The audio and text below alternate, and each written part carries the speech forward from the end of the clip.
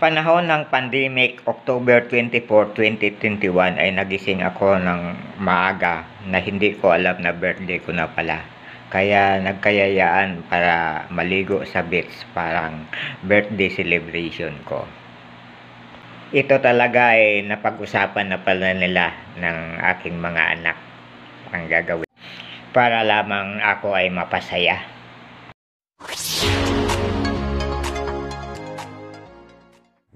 Diyan na lang tayo sa Oton para malapit. Total, nandito lang naman tayo sa Bilya. Para hindi magastos. Sama natin si Peanut, yung aso ha. Okay ba dyan sa Oton? Sabi ng mga anak ko okay yan dyan papa. Maganda rin ang beach.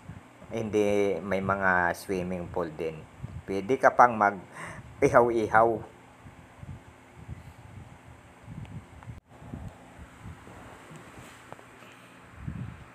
May cottage mura lang. Yan, swimming pool.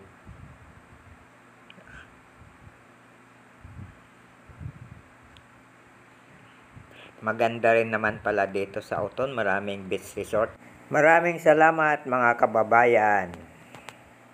Hanggang sa muli.